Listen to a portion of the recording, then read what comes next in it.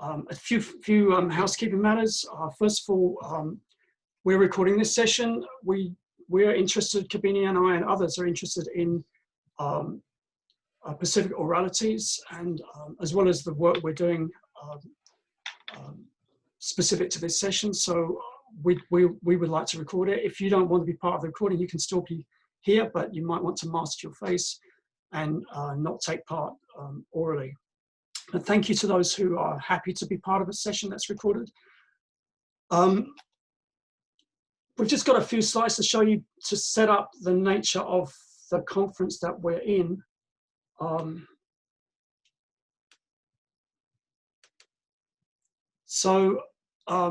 This is the OCIES virtual conference, as you can see from this slide, and this is today's session. But this conference is taking place over a number of days, and you're very welcome to come to some of the other sessions. If you go to OCIES.org, you'll find the Zoom invitations and passwords for all of the sessions. Very briefly about OCIES, we're the Oceanic Comparative and International Education Society. It's a non-profit organization to bring people together, and Kabini is one of the co-vice presidents, and I'm the secretary. So anybody is welcome to join, whether you're from Oceania or not. We do have half-price membership now at the moment because a lot of the funding normally goes into conference, and this conference is free to anybody that would like to take part. So if you'd like to find out more, you're welcome to go to the OCIES.org website. Finally, there's also a feedback form just on digital conferencing there, because this is our first time to run a digital conference, as it is for many organizations. And we're learning how to do these things, and any feedback from people would be very, very welcome. So welcome everybody to the OCIES conference, to this particular session. This particular session is called Getting Beneath the Skin, and we're going to run it as a talk story session. So I'm going to talk about that briefly. We're using the Melanesian concept of talk story for this session, in that it's an hour and a quarter long session, but we do not intend to speak for an hour and a quarter. What we intend to do is to put some information out and have our little storytelling sessions, and then hand it over and hope that people will not just ask questions, but actually take part and contribute. So the way we see what we're trying to do is to co-construct some understanding of the world, co-construct some understanding of literature reviews and research, the kind of the content that we're talking about. And we're hoping that people will tell their stories, intersect their information, not in the sense that only asking questions, but also contributing people's views and experiences, because our view is that everybody has something to say and everybody is an expert in their own story, and all of us academics have been working on similar fields and in similar ways, and we would all be able to learn from each other.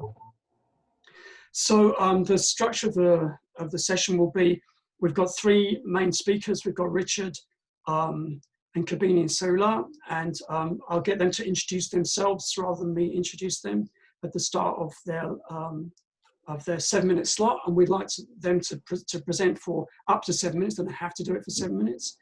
At the end of each speaker, as chair, I'll just pull it back in and make 1 or 2 comments and then hand it back out again.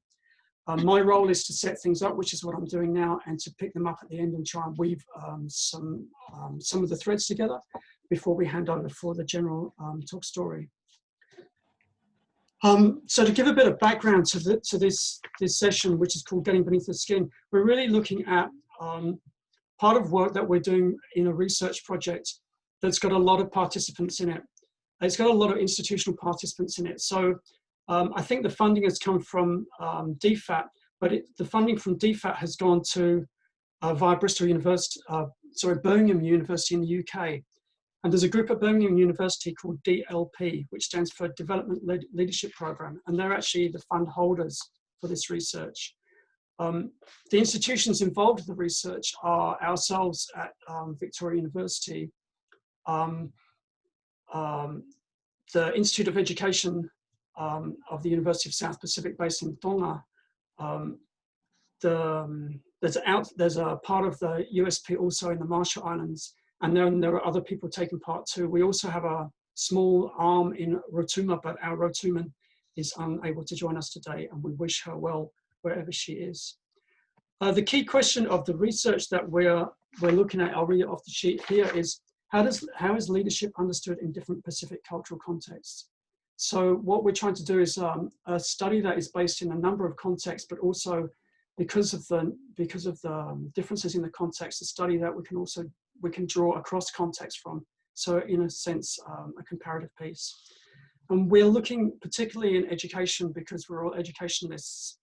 We're looking at what ideas of leadership school leaders in island nations in the Pacific have, and what they bring to their vocational activity, but also how those concepts of leadership within formal education sit in relation to cultural ideas of leadership that exist in their wider context, so in their village or in their island state. The research is taking place, as I say, in at least 3 fields, which is the Marshall Islands, Solomon Islands, and Tonga. And the aim of today's session really is to have a talk story which involves aspects of the literature review that we've conducted already from those three contexts. So the order that we're going to run in is we're going to start with Richard talking about the Marshall Islands and what the literature says about leadership in the Marshall Islands. And then we're going to hand over to Kabini to talk about what the literature says about leadership in Solomons. And then we're going to come to Dr. Seu'ula, who will talk about the same kind of material, but from Tonga. And as I say, I'll draw it back together, and then we'll move on to a general talk story. So thank you again for everybody attending. We really appreciate you being here. One last thing is, if we get Zoom bombed, which is somebody coming on and kind of trying to disrupt it, we'll just shut down for 5 minutes and come back to exactly the same spot and carry on again, on the basis that Zoom bombers tend to get bored very easily. Okay, so thank you very much, and we're just going to hand over to Richard. Richard. Kia ora tātou te whānau. My name is Richard Robyns, and as Martyn in his introduction said, I'm working with the Institute of Education, their contribution to this project, and with my small area of contribution is coming from the Marshall Islands. And just a little backstory there, along with Dr. David Whaavai, Seu'ula, Johansson-Fua, Mawali Utunuku, and Dr. Ana Koloto, we've been involved in an IQBE project there since about 2017. And early this year, I was invited to come and contribute to this particular project. It's funny when you look at an invitation to join a conference, what aspects of the invitation you hook into. And it was the getting under the skin component of the invitation that hooked me in. Because today I'm going to share with you a story of a sailing trip that Moali and I took from Margaro to Jaluit. It's a distance of anywhere between 400 and 500 kilometers, depending on how you go there. And what I'll share with you is a series of recollections of my experience during that journey, and a reflection against the literature. And because this story certainly has got under my skin, but it's enabled me to bring my meaning to what I see and hear and what the literature tells me as well. And so this story is through the eyes of a Pākehā New Zealander in the Marshall Islands. Okay, so in late 2017, Moali and I were charged with visiting a range of stakeholders on the atoll of Jaluit, and we thought we were going to fly there. We were wrong, but we were desperate to get there. And so we chartered a double-hull sailing waka from the NGO called Oceanic. And there was about 7 in the crew. There was me and Moali and an American journalist who hitched a ride also. And the journey was very slow, so you spend a lot of time observing and watching and seeing people carry out their business. And from the gentle observations on being on that waka, you could see the leaders on that waka sharing knowledge and opportunity around navigation, reading the forecasts, working their way through the currents, so on and so forth. But there was a particular young man on that waka. His name was Dustin. And Dustin would sit alongside it, and he would talk, and he would ask questions of us.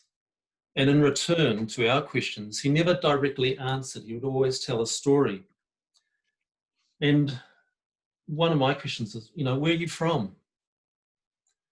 And he didn't answer directly, but he told a story about a woman called Laktanur and her son Jebro.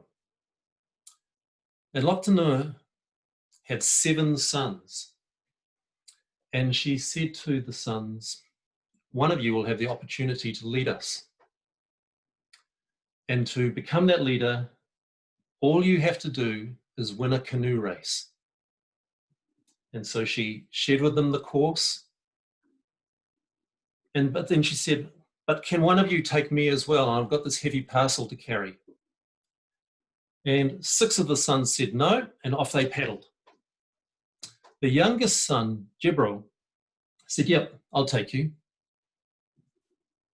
And his mother unwrapped the parcel, and it was a sail. It was the technology of the sail, which enabled his canoe to fly across the sea. And they got to the destination first, and he became the leader of the people.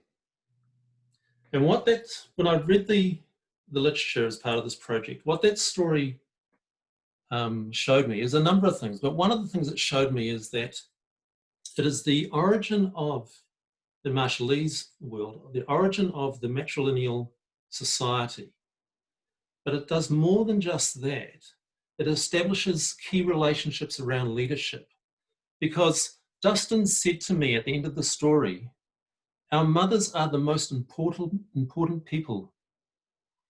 And what he was saying to us is that that relationship that mothers have with everyone in the community is a key component of the way Marshallese see leadership. And so what I'm saying to you is think of the attributes of motherhood and see how they play out in relationships around leadership. That was what Dustin was sharing with me, or that's how I've taken it now. Anyway, we continued our journey to Jaluit, and we got there late in the afternoon. And Moali and I were very keen to start conducting our business, but Dustin turned and looked at us and he said, you must wait here. And I said, well, what's happening? He says, I'm off to see the chief. And we could see him walk across, and it's very easy to see things across Jaluit because it's so flat. And he would talk to people, and then he'd move on to other people, and he would head slowly towards a house.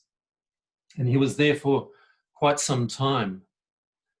And when he returned, we asked, what have you been doing? And he said, I've been sharing with the chief your story. And we thought, well, what's our story? And he said, I've been telling the chief of where you've come from, what you've been doing, who you are. And at the end of that, the chief has given you permission to carry out your work. And I didn't realize it at the time, but on reflecting back through the literature, these stories of origin and where you have come from the place that you originated from, enable Marshallese people to establish the legitimacy of any leadership activity that you're trying to promote. And the way it's kind of described is the we and the they. And the people who consider themselves the we all share the similar story of where they originated in the atoll chain and then back to the cosmos from there. Being in the group called they isn't a bad thing. It just means that you have originated from a different place and you're moving towards these people. But the story of where you come from also positions yourself within the leadership conversation and how you can approach the leadership conversation. And so what Dustin was doing for us was paving the way and giving us permission to start walking towards the people to discuss things such as education and leadership. We never got to see the chief. He didn't want to see us. But we went past his house, and outside his house were 3 sea turtles that were being delivered by a group of men. And as a Pākehā New Zealander, you know, this struck me, and I didn't say anything, but Dustin obviously picked up, you know, an expression on my face. And he said, yes, the sea turtles are special, and they've been gifted to the chief because he has looked after us. And so what Dustin was sharing with me there was that someone who is in a leadership position is expected to give, is expected to provide, and in return, the people that the leader provides leadership for will provide back as well. So it's a reciprocating relationship. And around that are a whole lot of expectations. Yeah. Okay, Richard, I'm just going to call you to a halt there. Thank you so much for your story. Part of what Richard's been doing is he has been pulling, him and David have been pulling the literature towards us of the marshals, and he's right that what we have found is that the stories of origin which legitimize and characterize what leadership is, such as the way that the chief has been behaving in Richard's story today, that is the central feature of the Marshall Islands literature. It's very, very different when we can turn our minds to what has been written about leadership in the Solomons. So now I'll pass over to Kabini. Thank you, Martyn. Again, when we look at the written knowledge base on Solomon Islands educational leadership, we note that this is in its infancy. In one sense, the literature is only within the last 18 to 20 years, so it's quite recent. And generally, we find that in the literature on Solomon Islands educational leadership, whether it's theses relating to Solomons, or whether it's articles, or whether it's the grey literature in edited books, generally they are what we might call descriptive and applied in nature.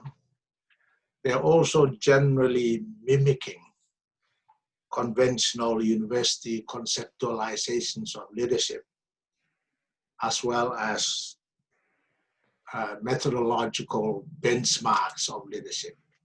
So if you look at the copying goes from the book-based university conceptualizations to the Solomon Islands setting.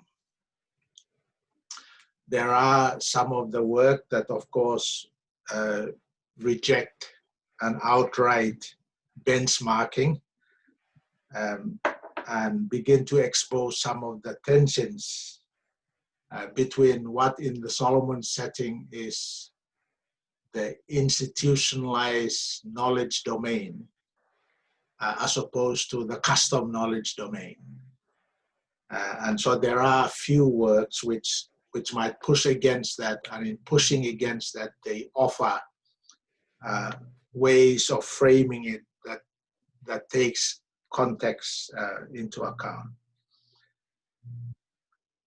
Generally, if you look at the university-based research on Solomon's leadership, and again, as I said, in the Solomons, we are latecomers to university research.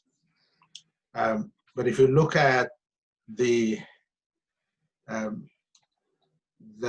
close to 24 theses that have been written in the last 20 years by Solomon Islanders, there are 2 key features that are clear. Again, as I had said, the modeling of leadership, the model of leadership, is book-based. So they're using the university as the starting point for framing of leadership in trying to make an assessment of what that is, or what that looks like, or what that might be in a Solomon Islands context. And partly because of that starting point, generally one might say that the approach is very clearly deficit-oriented, very clearly problem-based, and always ending up by saying, this is the problem with school leadership or educational leadership in the Solomons, and offering solutions which generally are beyond the local context to deal with. If you look at the literature again on leadership in the Solomons, the issue of gender and leadership comes in quite in a pronounced way as well. Again, the painting of that dimension or that framing of leadership is not different from what I had said before. Generally, when the studies done by Solomon Islanders in education generally see, particularly if they look at it from the gender or from a woman's perspective, they'll name it as women being underrepresented or underappreciated.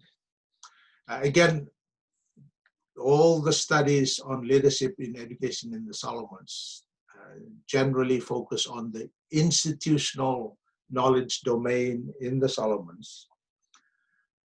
Some of the pushbacks there for the gendered kind of studies by people like Maizama or Pollard, Alice, who either frame it as big woman or frame it as, well, if you draw from the custom knowledge domain in the Solomons, you will note that women are also doing very well there. And so why don't we bring some of that framing or understanding into the institutionalized domain?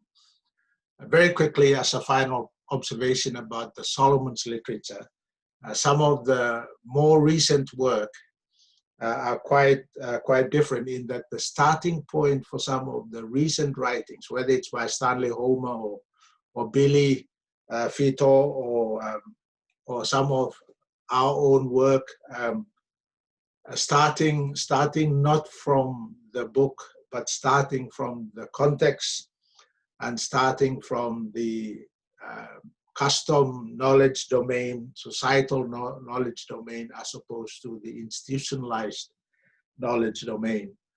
Some of that is beginning to come out now. It's not getting into the thesis scholarship yet, and I'm sure in a year or two you will begin to see Solomon Islanders producing theses, but starting from a different knowledge base. Thank you, Martyn. Okay, so just to draw those two contributions together very briefly, having read both corpuses of literature, so the stuff that Richard's been talking about is very much based on historical stories and traditional stories, and who gets to lead, what's the justification of leadership, and what does it look like in the Marshall Islands. In the Solomons, there are three bodies of literature that deal with custom leadership and big man leadership, custom leadership in the tribal or clan sense, big man leadership, and what's called leader, which is institutional based leadership. But as Kabini said, the intersection between those groups of literature and the school-based literature is pretty undeveloped, in the sense that the framing in schools is coming from a Western point of view. And one of the things that Richard's work has also uncovered is the way that the matrilineal society and the matrilineal stories in the Marshalls intersects with patrilineal models of leadership education that have come in, say, from the States and the Marshall Islands. So there's a number of intersections there. And now we'd like to hand over to our good friend Seu'ula. Seu'ula is in Tonga, and she'll contribute the Tongan arm of this talk story. Seu'ula. Malo Abito, Martyn, and malo lele to everyone, and it's really nice to see some people that I've seen before and in this opportunity. For Tongans, leadership is always about the business of kings and nobles and lords and ladies. So our context is different in many ways, because if you look at the literature for educational leadership in Tonga, it's there are very few, very few who actually take the time to study educational leadership and school leadership. For a country that boasts one of the largest number of PhD per capita in the world, the attention is not on educational leadership. The attention is still on the bigger picture, which is on leadership of the kings, nobles, and also emerging leaders. So for this particular study, I wanted to take a social cultural lens to look at leadership and look into the context upon which educational leaders are situated.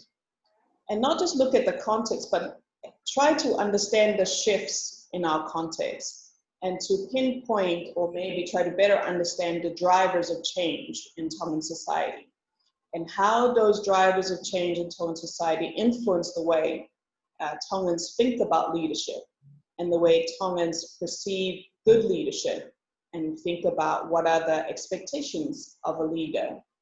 So some of the drivers of change for Tongan society, education, formal education has been a key driver for over a century.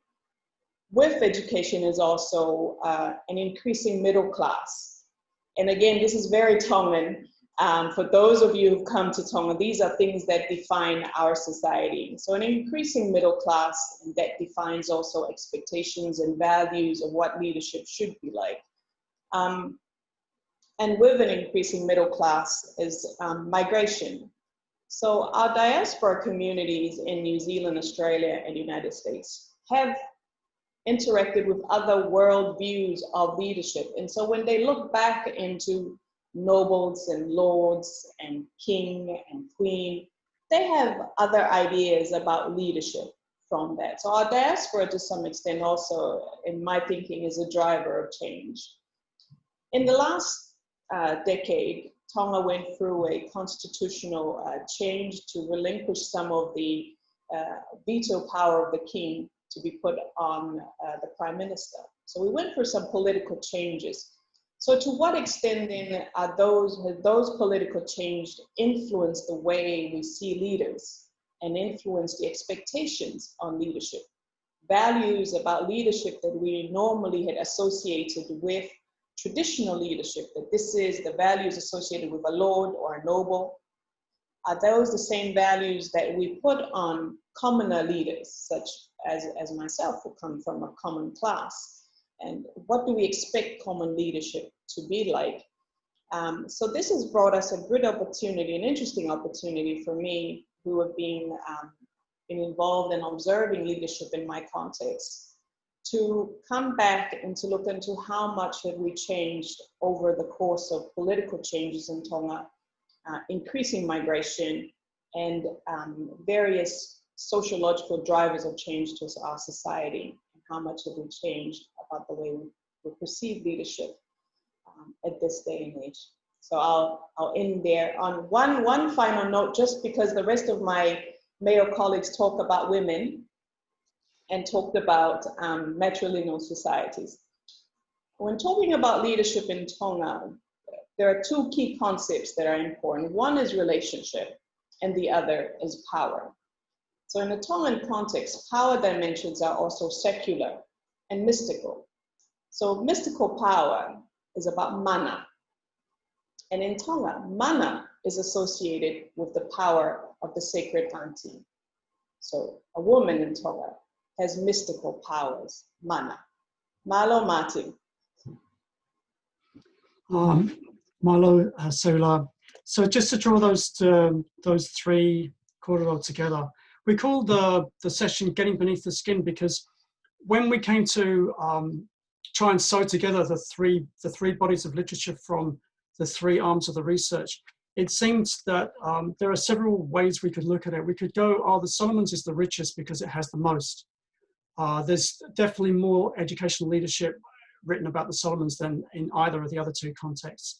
But then you could also look at it and you could start looking at, well, what's the reference point taken? So Seu'ula's reference point is leadership in the monarchy and leadership in the commoner. The Marshals is leadership, and where does that come from in terms of the traditional storying? And a lot of the Solomons literature, as Kabini has discussed, has got this reference point somewhere in a kind of a universalized or an attempted universalized academic understanding of leadership, and taking that as its reference point. And another way of looking at this is also looking at the dynamism and the dynamism of the literature, how the literature is coping with change. So Seu'ula's one of the things Seu'ula's been talking about is the need to look at how leadership is played out on a changing basis. So it has a root and a reference point, but how does it look now? And in terms of the Marshals, then you've got that kind of, well, we have leadership bound up in these stories, but then when we put it into formal education, how does that look? And as Kabini's been talking, there's just beginning to have another body of literature coming through in Solomon Islands educational leadership literature that has a different reference point, which is a reference point inside the communities. So when we start pulling back the skin of the literature review, as a kind of young, I was going to say young academic, an old person, but a young academic, you know, when I started looking at literature, you kind of just read it and go, okay, that's what it says. But one of the things we need to look at in this piece of research is the histories of how leadership has become to be understood. So that kind of looks at the kinds of questions that have been asked and the kind of framing that those people have asked those questions that they brought to them. We need to be looking at what's the relative influence of things from that place and things from outside the place. And we need to be looking at whether leadership is trying to make sense of itself in the context of the wider society in which it's practiced, or within a limited institutional context, which has largely been imported or as a prefabricated form from outside. So when we were talking about getting beneath the skin, those were the kinds of things that we were thinking. Beneath the skin of the literature, there's all those questions that we might need to ask. And that is exposed by a comparative view of these three oceanic contexts, which are in fact very, very different. So that's our contribution. And what we'd like to do now is we'd like to hand over for about 45 minutes of talk stories for people to just weave their stories into this mix, whether it's from a different context or whether they have other experiences. And we'll just see where we go. So thank you very much. And we'll just see who's up first, David?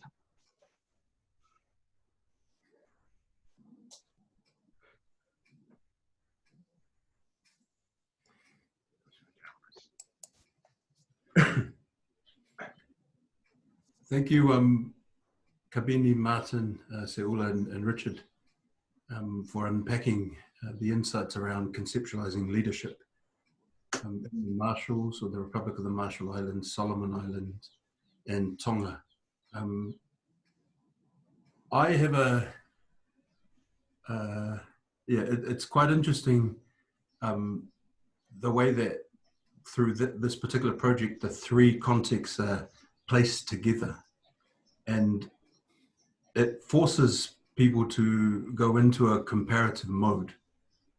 But when working with people in the Marshallese and getting them through a project that we did through the Institute of Education at USB, in training school leaders, a similar project that was done in the Solomons, so that's where it originally started.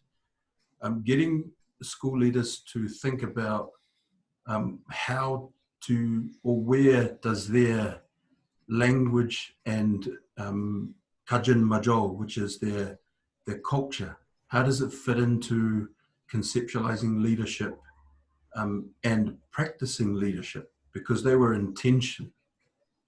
For the school leaders, they understood the place of their practices in leadership.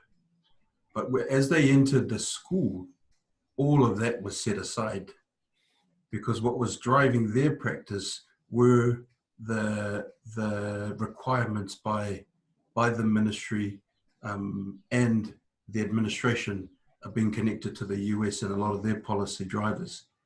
So much of our task, a very deliberate one, is to decolonize the way that leadership was contextualized in that setting. But Marshallese themselves, to conceptualize leadership, they would always go back to navigation, the canoe, their concepts in how the canoe is made, how people are allocated in the canoe, the actual parts of the canoe. The unpacking of their leadership came from that. They would automatically go to that.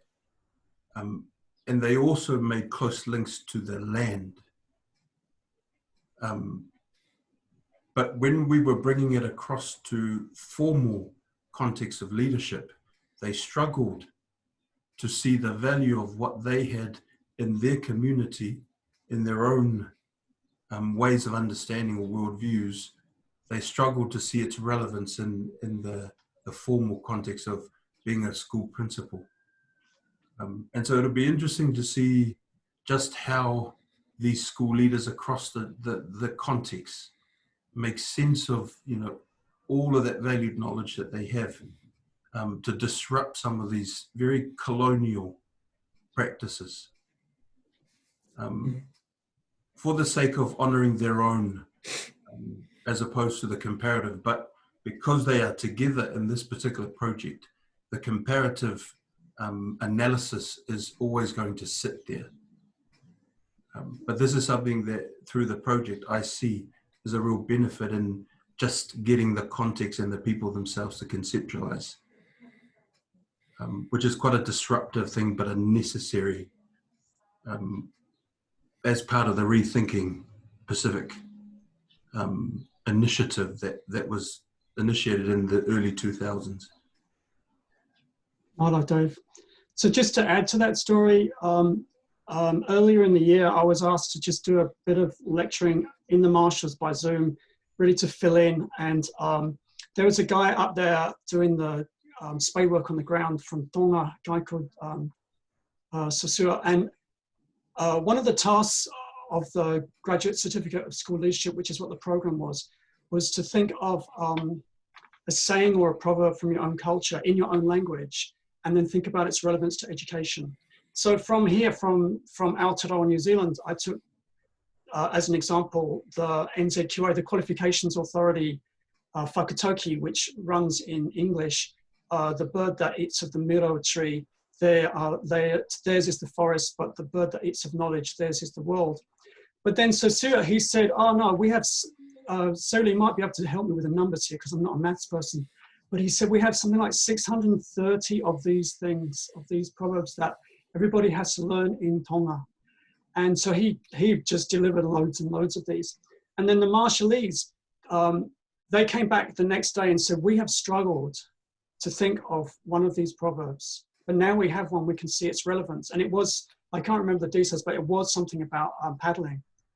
And the message they gave us is, we recognize the value of that for our concepts of leadership, but we should be teaching through those things in school.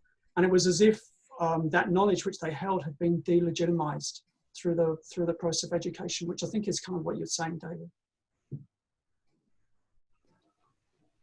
Okay, so we got some more contributions. Stanley. Hi, Martyn. Hi, Stanley. Hi, Wontok. You good? Good. I just want to make one or two quick comments and then I'll leave because I want to check out the leap celebrations in Honiara, whether it's on. Sure, brother. I want to start with a story about a story I heard from a group of women. in the village. So in talking about how they manage their families, I was asking from the perspective of their incomes, and they said we earn something between $10 to $20 a month. And I said, okay, so if you're looking after your family, you must be very, very smart. How do you manage to get your sugar and your salt and your tea leaf and so on? And they said, we know which family receives what when the boat arrives. And I asked, how do you do that? Well, when the boat arrives and the dinghy comes, so with the cargo sent by different people from Honiara, one or two of the women will be there to see who is carrying what from the dinghy as it comes ashore. And when we, in the evenings, when we go to the river to wash the kumara or wash the plates and the dishes and so on, that information will be shared at the river. Or the boat arrived today and Mere received a bag of rice and Anna received a carton of mixed good. There might be some salt or sugar in that box. So for them and for me, in my thinking, that's an important area because they are leaders in their homes. They are leaders in their families. They look after the daily survival of their families, and having that kind of skill and ability to be able to know and to weave the connections at the community level, to be able to in the evening get some kumara and take it to the lady who receives some sugar during the day, and she will receive the kumara and then give, or in exchange, a packet of tea or a packet of sugar. That's very, very smart. That's smart leadership. The other story I want to say is I want to share is the story I observed during our LEAP project in storytelling or talk story in the communities. When we talk story in the communities, sometimes because the talk story is in Pidgin, you see either a woman or a young man or somebody who stands up and translate all the Pidgin into dialect. So there is a smaller talk story taking place within a bigger talk story, who shifts all the information from the Pidgin into Bailelea or into Kora'ai or into Santa Cruz language. I also observe this category of leaders who suggest the ideas to how to take the learnings from LEAP forward at the community level. So they've learned or they've experienced or they've seen that the children are now writing as a result of the interventions by LEAP. But they don't want to lose that. And therefore, women are coming up, emerging, men are emerging from that whole scenario to ensure that there is sustainability, there is continuity and link of all that experience back to the village, back to the home, so that there is continuity. So we're seeing a group of emerging leaders who are not necessarily position holders, either in the village level or in the traditional tribal context, but they are emerging because they see the need, or they see the need for them to play a leadership role at the community level. I'll stop there. Thank you, Stanley. This is Jeremy speaking from the University of the South Pacific in Fiji. Welcome, There is something that intrigues me quite a bit, and I don't necessarily research in this area, but it's one thing that intrigues me quite a bit. I'm Choiseul by background in the Solomons, and Choiseul is a highly patrilineal society. And in the Solomons, there is quite a number of, probably predominantly matrilineal, I think, in many parts, and particularly in the Western Solomons, there is a dominance of matrilineal societies. But in Choiseul, it's highly patrilineal, and I haven't read around this area. But how does that, and any of you could contribute, and how does that affect in the way that we see leadership and in the way we perceive leadership, depending on whether you come from matrilineal or patrilineal society? And any of you could contribute initially, but I've certainly haven't read around it, but it's something that intrigues me in the way that we are organized in our tribes in a highly patrilineal society. I think it would obviously be different from how a matrilineal society. Just any general commentary would be appreciated. Thanks. Thanks, Jeremy.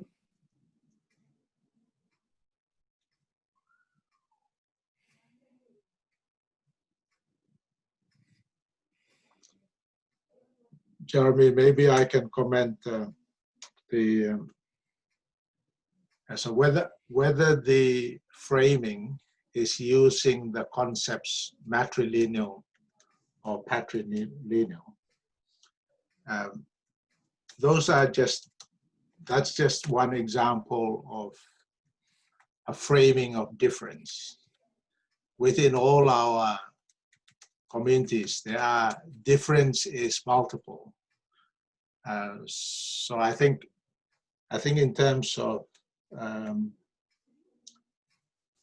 what we as educators and researchers might want to be consciously thinking about is to appreciate that within any of our contexts, anthropologically or sociologically, we might be organizing ourselves in different sub-communities. I know in my own patrilineal society in Malaysia, the underlying, the backbone that explains some of our very protected spaces is really the concept of Abu. And hence the more spiritual ideas of holiness and purity are actually what we privilege, that then defines the different spaces. Yes, there are spaces that might be for men and women, but even within those two main spaces, there are also divisions within that. So the divisions are multiple, the divisions are multi-layered. And I suppose the capacity and preparedness for an understanding of complexity by us as researchers and educators is probably needed, so that as we are exploring some of these settings a bit more, we can be a little more tentative, so that we don't make quick conclusions right away, especially in our starting questions. Yeah, I think one of the things to notice about the literature is possibly because of where the funding is coming from, where the framing is coming from. Well, certainly a piece that I read from P&G, which was written by one of my Wontoks, looked at the framing of gender in Oro province in an Australian funded thing, and she found that the conceptualizations of gender were very different in the funders' framing than in the villagers' framing.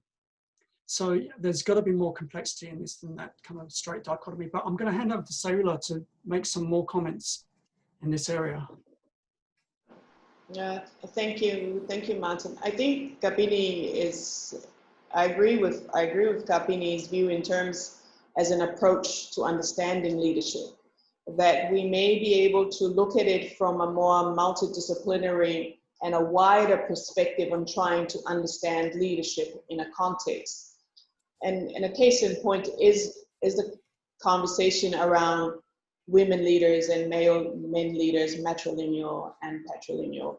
For Tongan society, and I'll draw an example from the Tongan society, is that we see the leadership as complementary. We see works by Elizabeth Wood Allen and also others from a historical perspective and also from a sociological perspective. And they argue that it's not about one or the other, but the opportunity that the male leadership through the Urumutua, which is the head of the clan, and the mystical powers, the mana of a Mehikitanga, which is the sacred aunt, that together as a team provides leadership for a clan. So again, it comes back to the approach on how we tentatively explore ways of understanding leadership, and that leadership is within a social milieu. You know, it's in a social context. So trying to understand it from a much wider angle and much wider perspective than going in with a more defined frame. And you, Martyn, is also, I agree with Martyn. So looking again, if we take a gendered lens, that gender lens is also backed by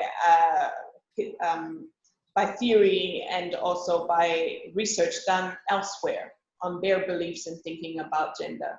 So I come back to taking a much more wider perspective on trying to understand leadership within each of our contexts and in a wider society context before we look into educational leadership within an organizational context, which speaks to the tension that Dave referred to that is found in Micronesia, which is the same tension that we see elsewhere around the Pacific in trying to navigate what they see as leadership in their own society and leadership in an organizational structure that is, of course, also imported through education. And I'll stop there for now. Thank you. So I'd like to offer another story. This one's from my experience in Aotearoa, which I think feeds this area. I went to my friend's school. He's Māori. He teaches at a Māori school, and he was the deputy principal. And I went to speak to him, and I met the principal, and I said to the principal, "How do you appoint people for your school?" And I was really expecting the conversation to be about, well, we are this tribe or this iwi, and this is important to us. But what he actually told me is that before the school board appointed even the principal, what they did was appoint 2 of the old ladies of the community, 2 of the queer for the community. And I said, that's really interesting that you appoint these community people before you appoint the principal. How is that? And he said, the queer, they carry the wisdom of our community, and so they have to be here first. Well, that's interesting to me, partly because it's gender, but partly because it disturbs the nature of what is leadership in a school. So the normal focus would be the leadership in the school is the school board and the principal and then the teachers. But what this particular school had done is it actually had deconstructed what leadership in education is and found another branch of leadership in education and filled that first and filled it with the knowledge of community women. So that kind of suggests that we need to explore leadership, gender, context in very, very complex relationships. Anyway, we've got time for somebody else. I can see Sonia there, but maybe somebody else wants to take part. We've got quite a few more minutes. We've got another 15.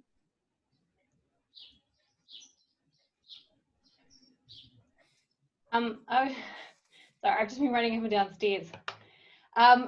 I guess picking up on what you just said, Martyn, and having missed a considerable amount of what has been discussed, and I apologise if I'm repeating things. I guess the use of the word normal was really interesting, like what you consider to be normal practice, when I guess who's normal are we contesting if we are engaging with community? Are we not applying a normal to them? Do you know what I mean? Yeah, that comes back to that whole thing about the Solomon's literature being framed against some sort of academic normal of what leadership is and how it should run. rather than exploring things from the context of those people who are practicing the leadership. Yeah, it's a great comment. Thank you, Sonia. Thank you for pointing that out. Yeah, the other comment I'd probably make at this point is let's not be too hard on each other, and let's accept that starting points are starting points, and starting points can be anywhere. So in the Solomons literature, of course, as I said, the starting point is the book-based knowledge of leadership, and hence we conceptualize leadership according to what the book says it is. And then we take that to the Solomons and say leadership should look like this, should look like that, or school leadership should look like that. So I'm saying that's fine, that's a starting point. But I think the starting point, and again, coming back, linking this to the common challenge that Dave was talking about, the tension between the societal knowledge and the institutional knowledge of leadership, and how for the Marshalists, they find it hard to negotiate that space.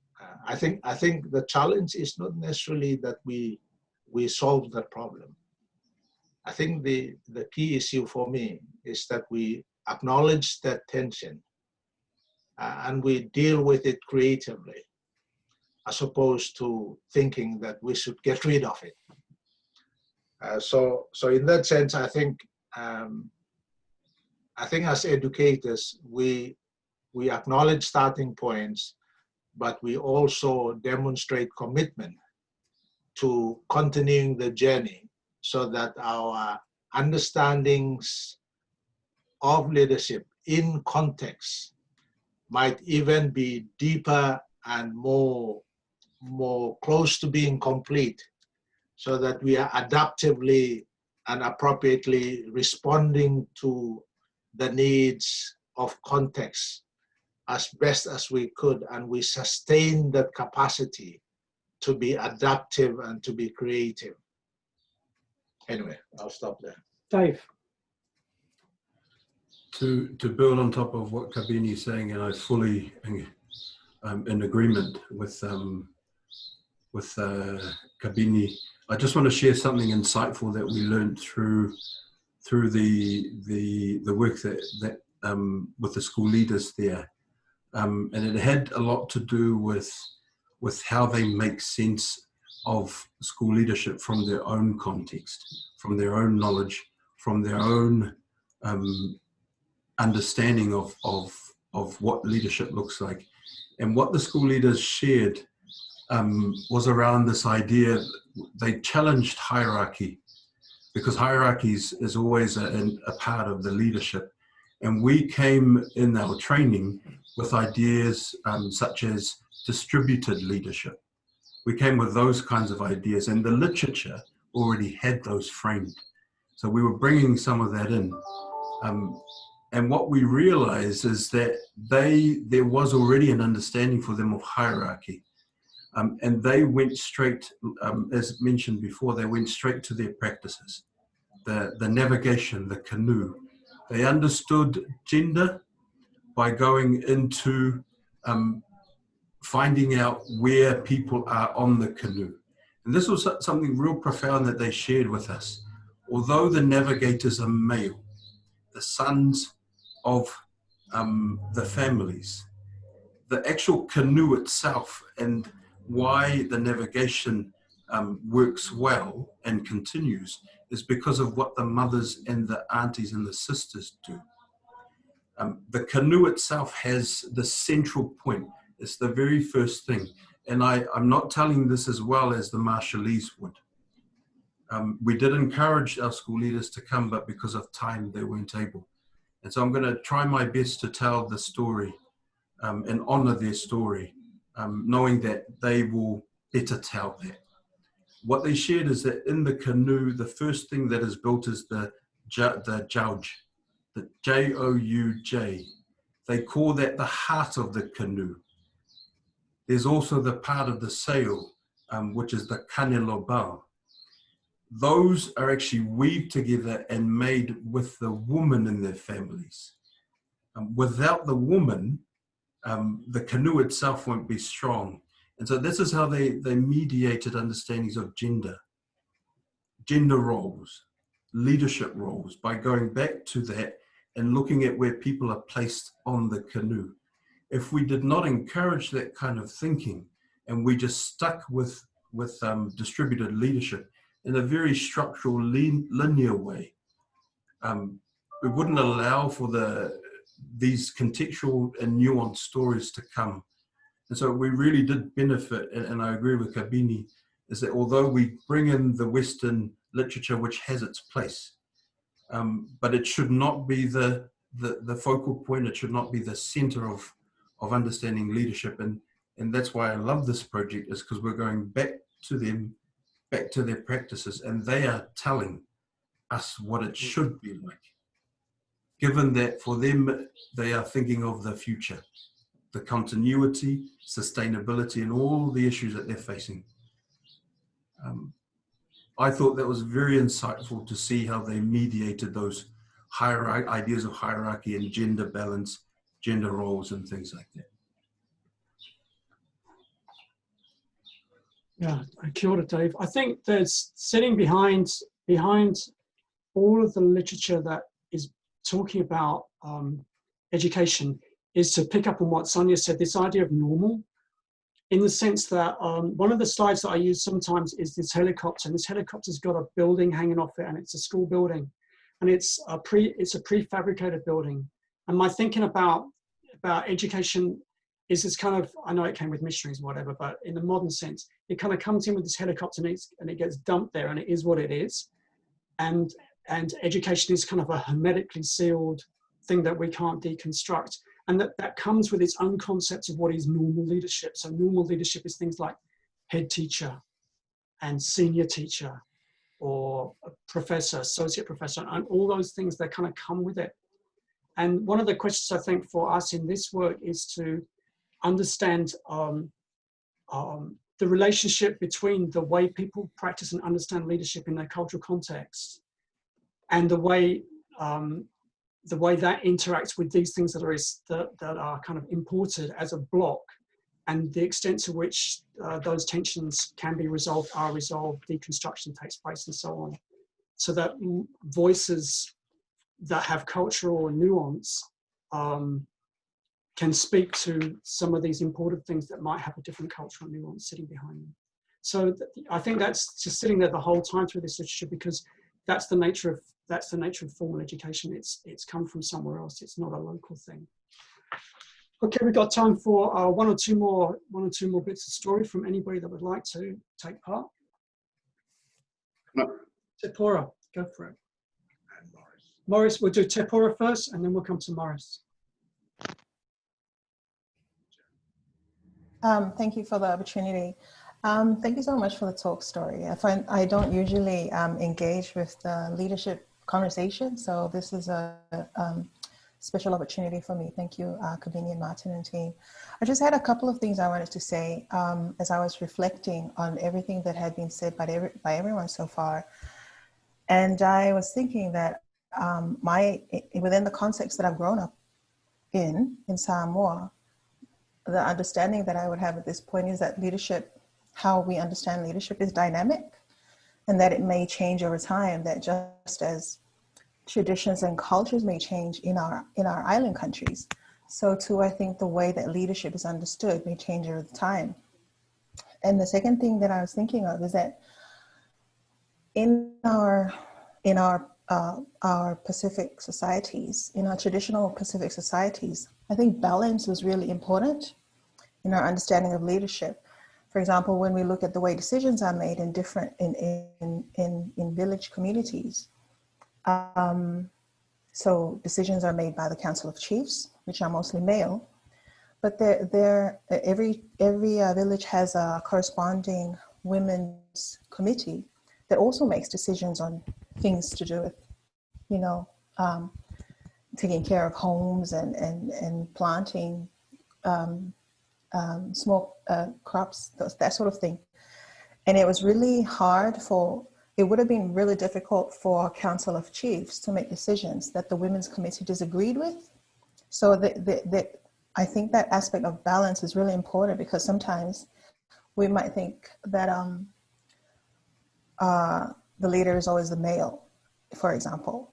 But for me, I think that's a misconstruction of the way that leadership is understood in Samoa, for example, because balance was important. And while in this current society, we're all about challenging the stereotype and moving towards a non-binary understanding of everything, really, perhaps there's a deeper understanding that we need to get to of balance in leadership. And so just one last thing I wanted to say, in Samoa, and I've heard it said that it's a matrilineal society, that it's a patrilineal society. My own understanding of it, I cannot say either way, because so traditional leadership is through chiefly titles, but the titles can be accessed by either the matrilineal or the patrilineal side. Yes, it was usually the men that were, to whom was granted the chiefly titles. But as our society has changed over time, now you see more and more women being given the chiefly titles. So that's what I mean about balance, and it's dynamic. It's a dynamic understanding of change. And there's a lot. And then lastly, touching on the point of the sacred aunt, for most of my life, my grandmother was the leader of our extended family. Yes, we had a high chief in our family, which was her son and my dad, but the acknowledged leader of the whole extended family, and by extension the village, was my grandmother. So it was very hard for the chiefs to make a decision that she didn't agree with. And that's where I think that aspect of balance and the dynamic nature of how leadership is understood comes in. Thank you for the opportunity. Kia ora, te pora, Morris. Thank you. I'm a second degree student here, and I'm also still struggling with this kind of thing about leadership. But just to give context to that, because I've been involved in some of the work that Dr. Seu'ula and Dr. Kabini have done also at USP with civic epistemology. So that drives me to that knowledge of thoughts. Coming as an undergraduate, my contribution to these ideas of there's a lot of other powers too in play, particularly in the Solomons when you talk about education, migration, development, justice, all that kind of other areas. So education is one part of it. There's also this bigger question about this reproduction of the old colonial, if that makes sense. But my point is, well, I agree with what Dr. Kabini was talking about, the starting point. I mean, I'm an undergraduate student still searching for a starting point. And I went back to the Solomons and worked for some time in there, and we were doing some work with the Ramsey, trying to understand the context at that time. There were multiple players. We came with Dr. Jody at the University of Queensland and one other, I forgot the name. But this is our finding when we were doing some work with the prison service, that there's a convenient unknowable. When it's unknowable, it's good for the Solomon Islands. So in that context, I was trying to, when we dig down deep into trying to understand leadership and education in our local community, that was also one of the things that we have encountered having some work in there. So that's part of my contribution to the talk story. Yeah, thank you. Thanks, Morris. So we're sadly coming to the end of our time. So I'll just very quickly wrap up with a bit of wisdom from my PhD supervisor, ex-PhD supervisor, the fantastic Dr. Cherie Chu. One of the things she told me when I was starting my work on Pacific education is you can't change what there is, you can only change the way that you look at it. And I went for a run, as I do, trying to kind of sort out what this wisdom was. But I think we've seen that wisdom here today in the sense that the way people do leadership and understand it is the way they do. And the literature writes about it in the way it writes. But I think our job isn't to go our job as researchers particularly isn't to go, we need to tell people what to do, or we need to discover something new about what people are doing. It's more a case of getting a better understanding of what's already there. And that the literature sometimes helps us with that because it describes things very well. But if we don't get beneath the skin of the literature in the first place and work out where that's coming from, then maybe we're blunting the instrument of literature. We're not allowing it to give us the depth that it could do. Because if we accept it as it sits, then we accept a lot of assumptions that we might well want to contest, as we have done today. So thank you so much for coming. We really appreciate your time. If everybody that's here would just very briefly put their video on, I'll just take a screenshot to report to the OCIES committee over things. And if you haven't put your email and your name on the messages, if you could do that, that would be really good as well, so that if we do end up writing something, we can acknowledge people. And finally, I'd like to thank our key speakers, Richard and Kabini and Seu'ula, for their time in preparing this, and to all of you for your contributions. This is a talk story, and talk story is when we build on each other and build up each other. And I think by sitting and talking to each other today, we've grown our sense of each other's humanity, and that itself is an end. So thank you so much. I'll just do the screenshot and then we'll get out of here. Do you want to say anything? Yeah, while Martyn is preparing his camera, in the event that any of you is still interested in sitting around, I am going to sit around yet. For those of you who want to continue an informal talk story after this, but otherwise, after this, after the film, after the camera, if you go, then that's good. But otherwise, some of us will just sit around in case the talk story is still sweet. Okay, so Norera, tēnā koutou, tēnā koutou, tēnā koutou katoa. Thank you so much for your time and your presence. You've taken the photo? Yeah, photo's done. Yeah. I'll email the photo to everybody who's on email. See you, Maggie. Thanks for coming. Thank you. Nice to see you, Meliana. Seu'ula, don't go yet. Yeah, some Tongans might want to engage with you after this, Seu'ula.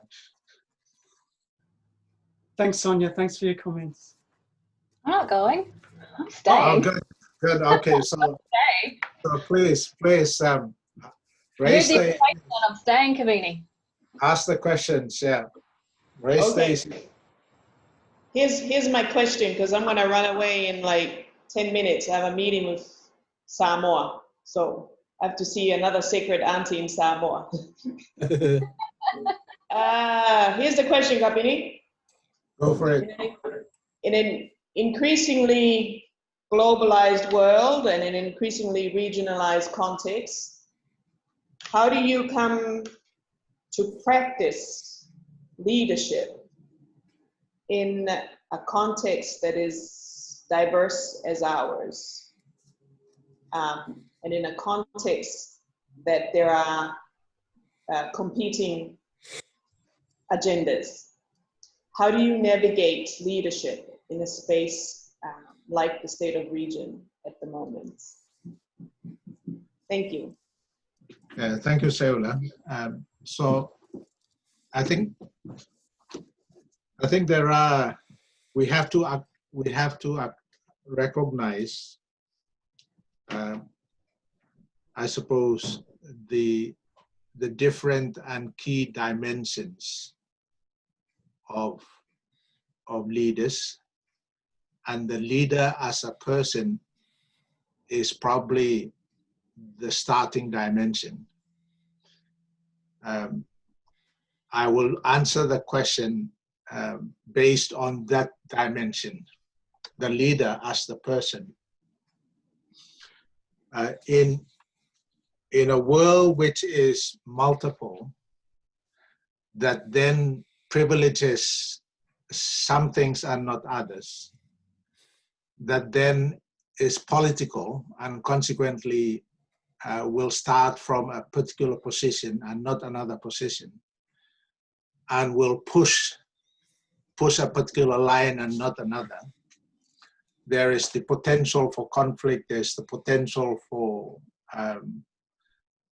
dissipation, there's potential for messiness and all sorts of things. And Tepora was right in trying to push the issue of balance. I probably use the word cohesion as opposed to balance, particularly in Pacific contexts where this is particular, well, in Pacific Island settings, because we are predominantly, or we are anthropologically very much communitarian societies. A key purpose for existence for communitarian societies is actually cohesion, is living well together, full stop.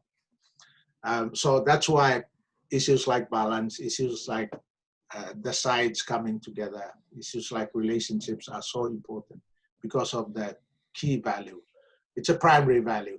But coming back to Seu'ula's question, so in my view, I think leaders as people have to be committed to key values, key personal values. Yeah. Unless you are committed to standing true to what you have chosen to be you are not ready for straddling different worlds and negotiating different interests and different tensions. I think the capacity to understand what is foundational and what is secondary is very necessary. The capacity to tolerate and therefore tolerate what is secondary, tolerate difference that is secondary because it is secondary, and consider as non-negotiable a value that is primary. Yeah, those capacities are important for working within our worlds and our region. And I think the starting mentality of appreciation is key from a mindset perspective. Just from experience, some of the leadership programs that are being offered, including offered to Pacific people in New Zealand, they're socializing our leaders, Pacific leaders, to be angry, to be dissatisfied with themselves, to think as if the world is against them, the government is not looking after them, that they are entitled to something that they are not having. From my perspective, all that is rubbish. And so from a mindset perspective, I think any leadership socialization should say, start from a position of being content, as opposed to being discontent. Because many of our socialization assume as if we are in want, when really we are not. And so the dignifying of our people is a necessary mindset starting point for preparing a generation of leaders that can deal with a region as ours and deal well, leaderfully, in our world and in our time. Anyway, I'm talking too much now. I should go back. Seu'ula, push back against that before you leave for your meeting with Samoa. Thank you, Kabini. One of my observations and experience in working in a diverse region such as ours is the tension in the values that we are brought up to hold, and the values that we think these are the values of a good Pacific leader. Values of respect, values of humility, values of patience, and all of those associated values with being as we expect Pacific leaders to be.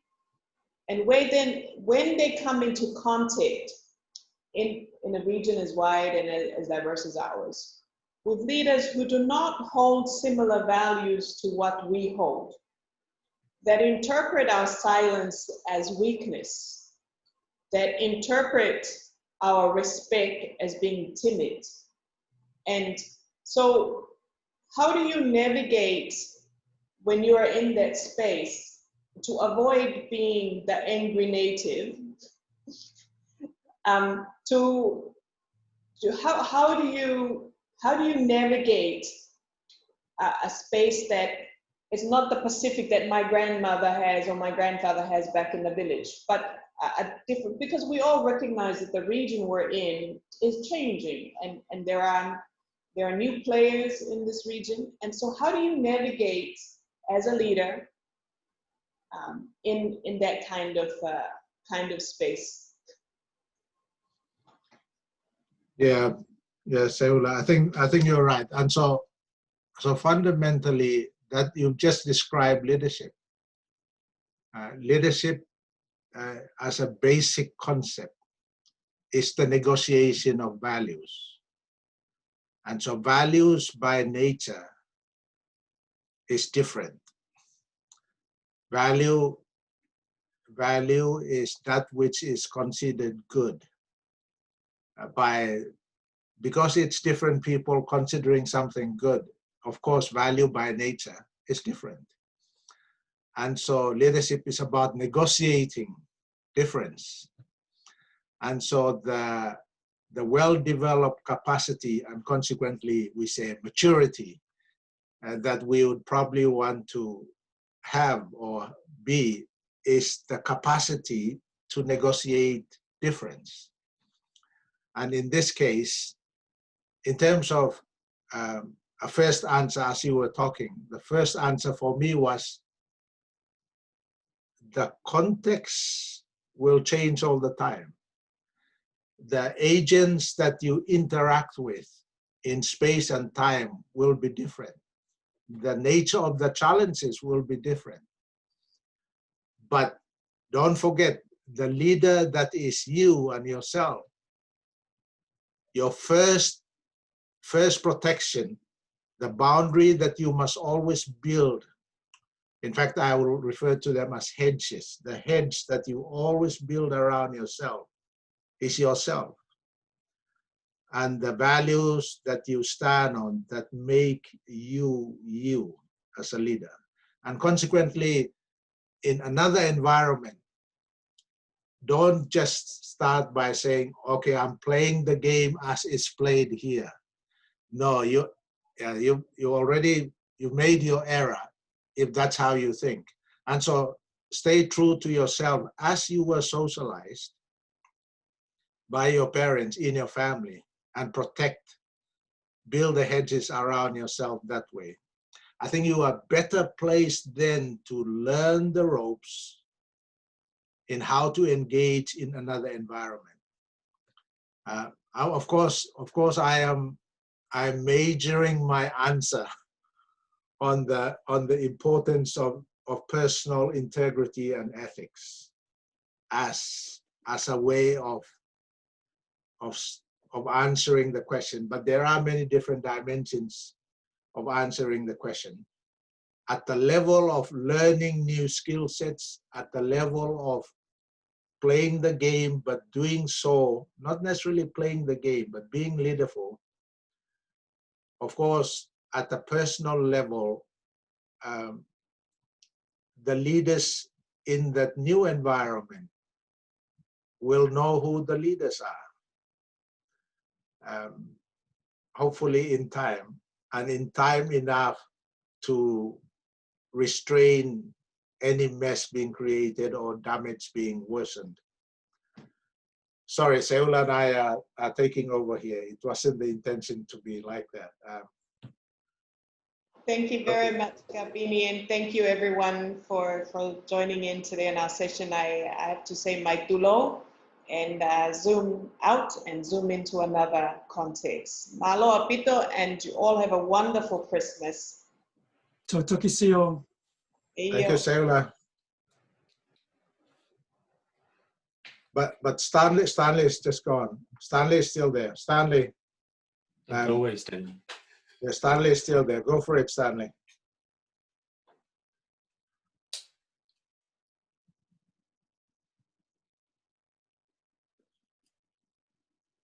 Stanley, are you still there? You're mute. Unmute yourself.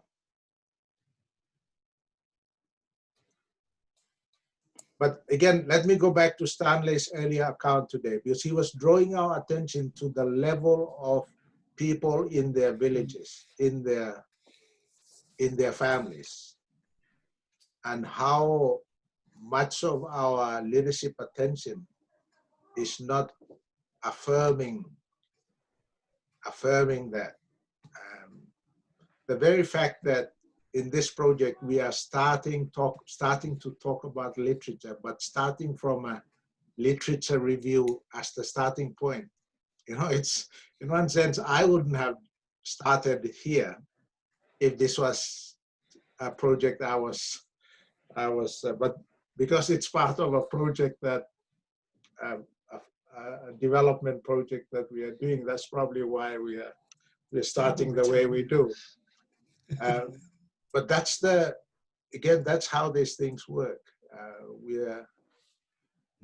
I'm not happy with the starting point, but it's a starting point.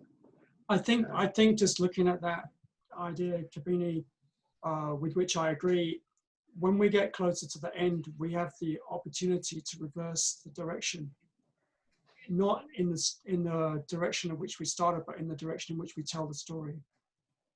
And I think one of the contributions that we might be able to make to the literature is to offer that reframing, as we generally do, of going, this region has its own way of doing things, and people that we work with have their own way of doing things, and we would try and reflect that in how we tell the story, rather than start chronologically, because we don't have to do that. No. We have to do that to satisfy some people, but we don't have to do it in the end. Yeah. Yeah, and then Stanley's framing of leadership in South Malaita, using the canoe framework, those are rich insights that will inform afresh our appreciation of the abundance that is still there, that we haven't really tapped into yet. Stanley, go ahead and make some comments. Just interesting listening to the idea of the canoe and the paddling in the Marshall Islands. It sounds very similar to the Small Malaita idea. Yes. Of the canoe, yeah. So. But as you shared, and Deborah shared, the concept of cohesion and balance. That's why in Small Malaita we have the metaphor of Iola Aihu. Not just Iola, but Iola Aihu. Aihu refers to the whole idea of balance and cohesion. Yeah. And the ability of the leader to be able to create that balance whenever there is something that has the potential to create imbalance. Yeah. Yes.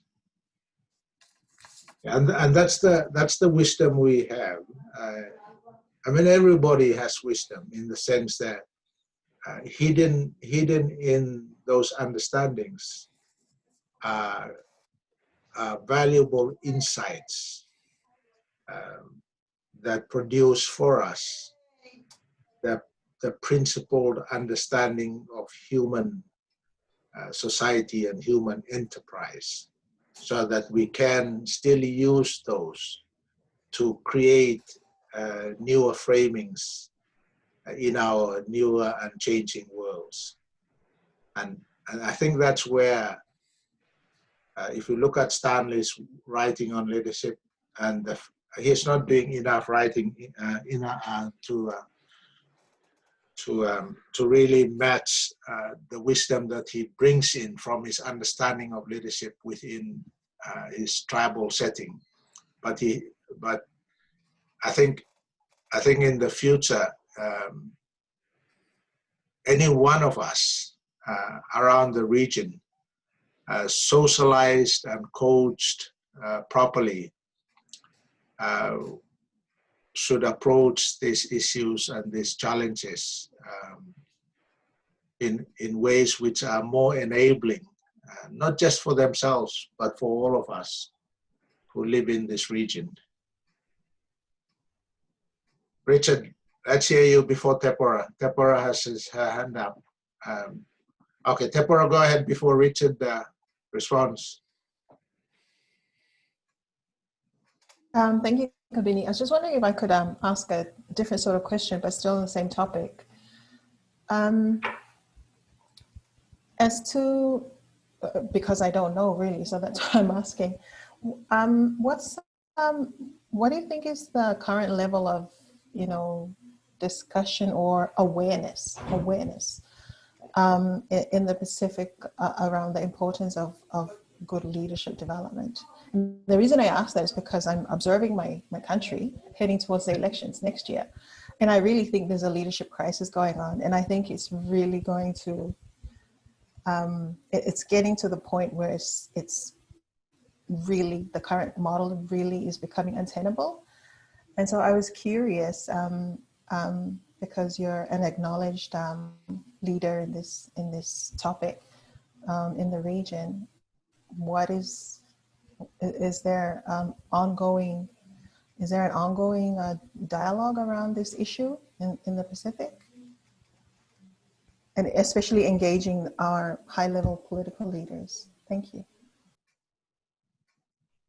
Yes, Tepora. Yeah, from my experience over the years, interacting with Pacific regional leaders, both political and official.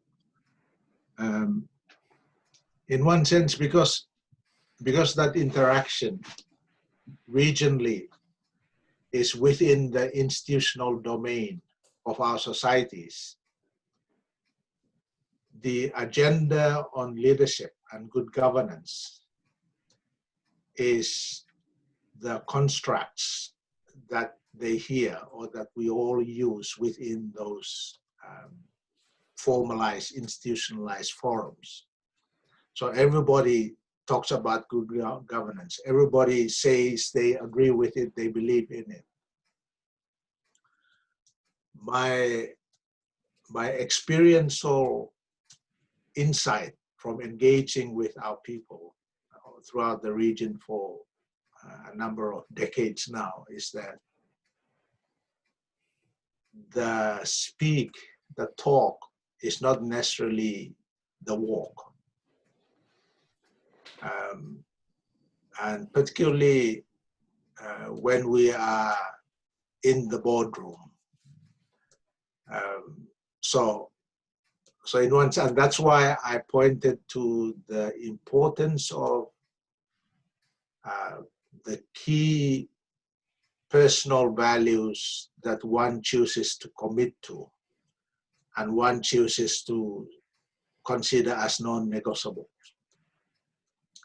So the talk is not necessarily the walk around the region. The talk sounds good, but the action, even in boardrooms, doesn't match the talk. That's not someone else's problem, that's all our challenge. But that's the challenge of leadership. I have the same challenge, I'm dealing with it all the time. So it's a problem that's common.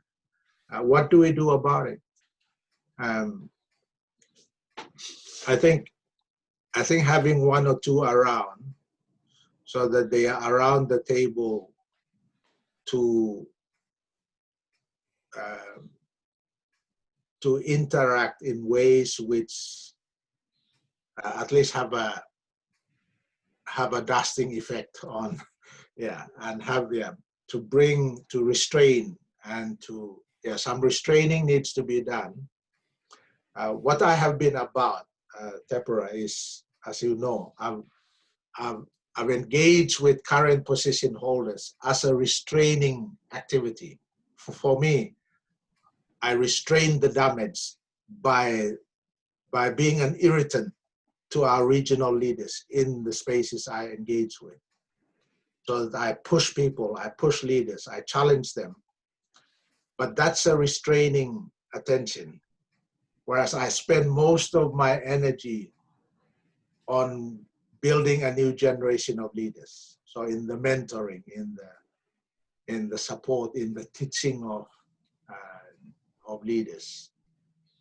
But yeah, you have to do all this. And the more of us have institutionalized capacities to enhance goodness so that not so good is reduced, that's, yeah, would be better satisfied when our societies, whether those societies are nation states or whether they are ainga or whether they are schools, Institutions. yeah, or whether they're institutions, yeah.